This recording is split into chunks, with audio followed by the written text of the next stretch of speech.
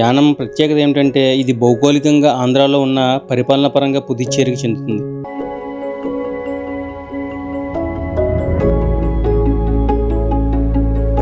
అలా బైక్ తీసుకొని ముందుకు వెళ్ళాం. అక్కడ ఒక చిన్న బ్రిడ్జ్, అలాగే చాలా మంది చేపలు పడుతూ కనిపించారు.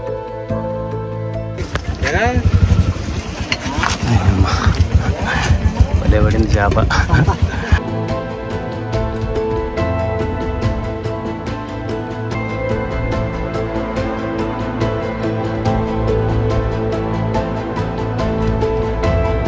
అమలాపురం అనేది కోనసీమకి హృదయం లాంటిది. అలాగే ఈ కోనసీమ జిల్లాలన్నింటికి ప్రధాన కేంద్రం కూడా.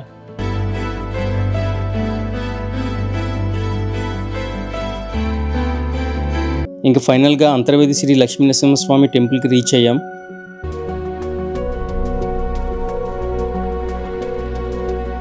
ఇక అంతర్వేది ప్రత్యేకత ఏమిటంటే కొన్ని వేల కిలోమీటర్లు ప్రవహించిన గోదావరి ఫైనల్గా ఇక్కడే బంగాళాఖాతంలో కలుస్తుంది. కోనసీమ అందాలు చూడాలంటే వర్షాకాలంలో బాగా కనిపిస్తాయి. ముందుగా కోనసీమ ముఖద్వారం అయినటువంటి యానంకి అయితే వెళ్తున్నాం. యానం అనేది పుదుచ్చేరి కేంద్రపాలిత ప్రాంతానికి చెందిన ఒక చిన్న గ్రామం. కానీ ఇది ఆంధ్రప్రదేశ్ కాకినాడ జిల్లాకి చాలా దగ్గరలో ఉంటుంది. యానం ప్రత్యేకత ఏమిటంటే ఇది భౌగోళికంగా ఆంధ్రాలో ఉన్న పరిపాలన పరంగా పుదుచ్చేరికి చెందుతుంది. యానంలో మెయిన్ అట్రాక్షన్ రాజీవ్ బీచ్ వే. ఇక్కడ ఉండే శివలింగం, అలాగే boat riding, Bharatmata statue, Christ statue main attractions.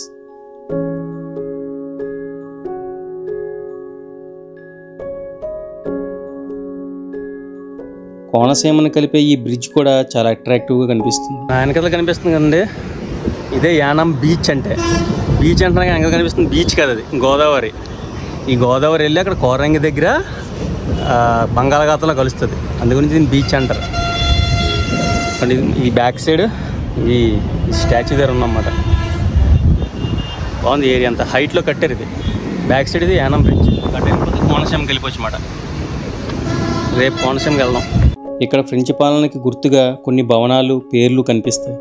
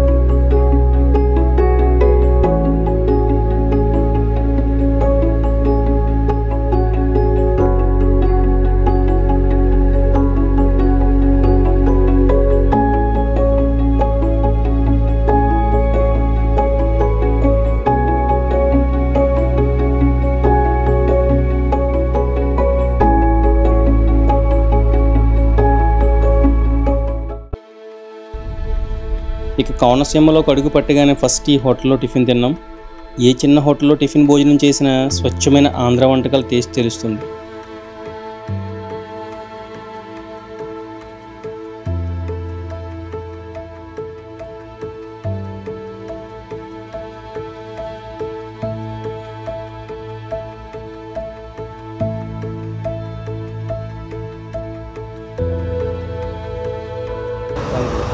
కోనసీమలో మాకు మార్నింగ్ బ్రేక్ఫాస్ట్ ఇదే.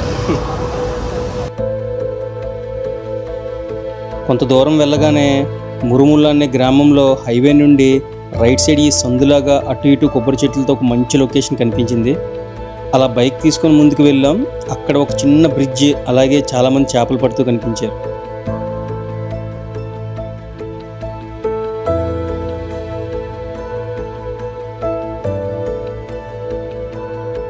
మన ఈస్ట్ గోదావరి జిల్లాలో ఫేమస్ అయిన కోనసీమ అందాలను అయితే ఈరోజు చూపించబోతున్నాను. అందులో ఫస్ట్ ఇంకా కోనసీమ ఎంట్రన్స్ అవ్వలేదని కానీ దానికి ముందే మురముల్ల అని చెప్పి ఒక ఊరు ఉంటుంది.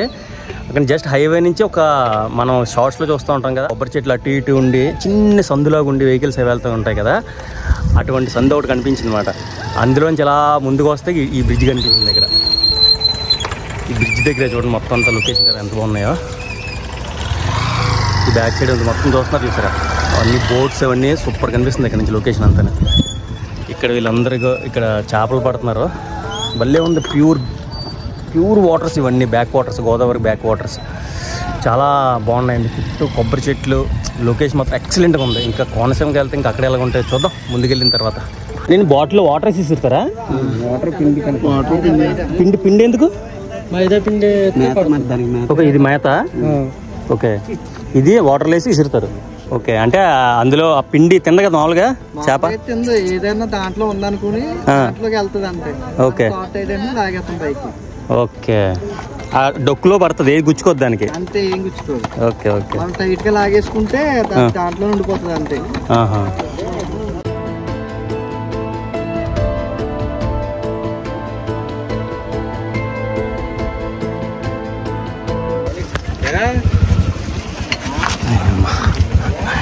భలే పడింది చేప, బాగుంది. ఇప్పుడు ఎంతకు అమ్ముతారా చేపనే?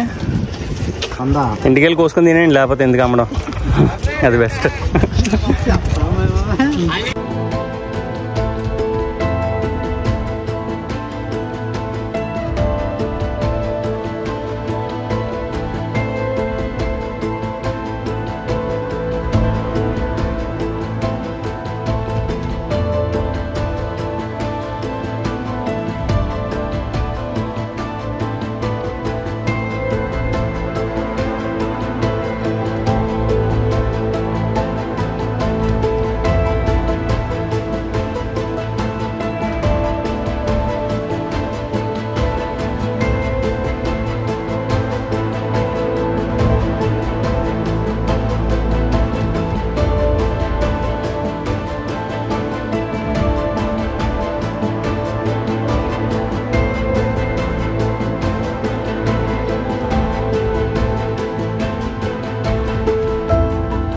నెక్స్ట్ అక్కడ నుండి ఈ అన్నంపల్లి టోల్ ప్లాజా దాటుకొని అమలాపురం వైపుగా వెళ్తున్నాం. అమలాపురం అనేది కోనసీమకి హృదయం లాంటిది. అలాగే ఈ కోనసీమ జిల్లాలన్నింటికి ప్రధాన కేంద్రం కూడా. పచ్చటి పొలాలు, కొబ్బరి తోటలు, వంకలు, కాలువల మధ్య నిలిచిన ఒక సుందరమైన పట్టణం. అంటే అమలాపురం అంటే కొబ్బరి చెట్లు మెయిన్. చూసారా ఈ కొబ్బరి చెట్ల మధ్యలో ఇల్లులు, ఈ పాకలో ఆయనగడ్డ ఉండి ఇల్లు ఎంత ప్రశాంతంగా ఉందంటే ప్రతి ఇంటికి కంపల్సరీ కొబ్బరి చెట్లు ఉన్నాయి. యాక్చువల్గా ఇంటి బయటకు వచ్చి చూస్తే కొబ్బరి చెట్టు కనిపించిన ఇల్లు అంటూ ఉండదు, అంతలాగా ఉంటాయి అన్నమాట ఇక్కడ కొబ్బరి చెట్లు.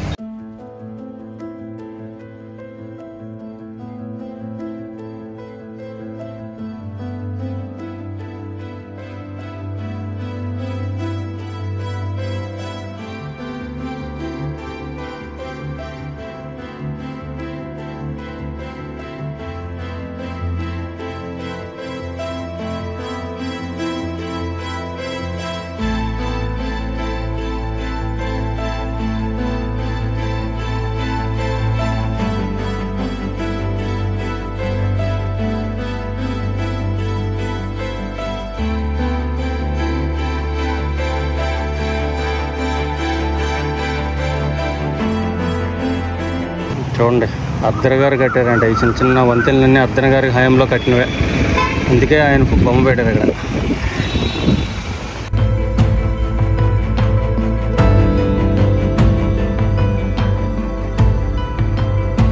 నెక్స్ట్ అక్కడ నుండి రాజోల్ మీదుగా అంతర్వేదికి స్టార్ట్ అయ్యాం.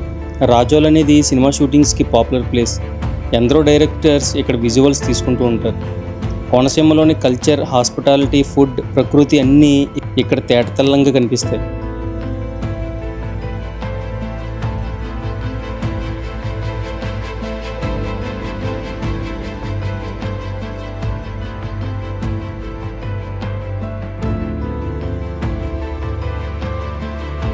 ఇంకా ఫైనల్గా అంతర్వేది శ్రీ లక్ష్మీ నరసింహస్వామి టెంపుల్కి రీచ్ అయ్యాం.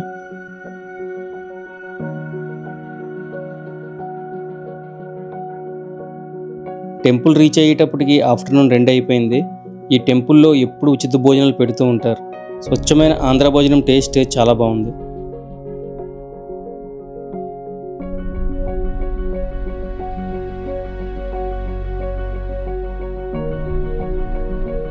మూడు గంటలకి టెంపుల్ ఓపెన్ చేశారు.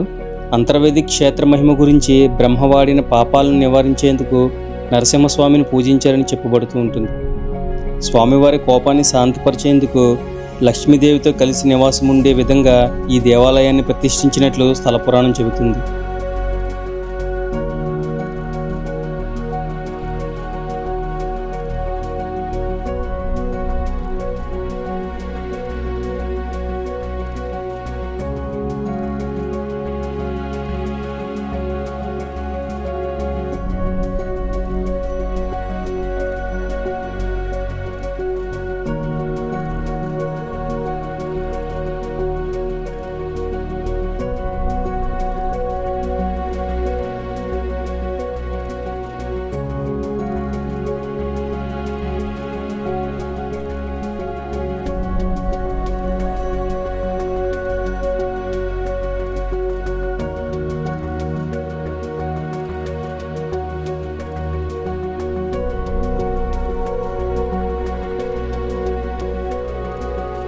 ఇక అంతర్వేది ప్రత్యేకత ఏమిటంటే కొన్ని వేల కిలోమీటర్లు ప్రవహించిన గోదావరి ఫైనల్గా ఇక్కడే బంగాళాఖాతంలో కలుస్తుంది.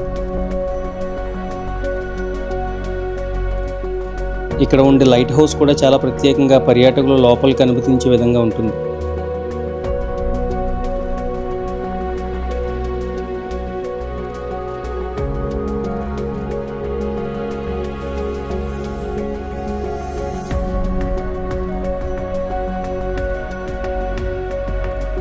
ఎలా ఉందని కోనసీమ అందాలు?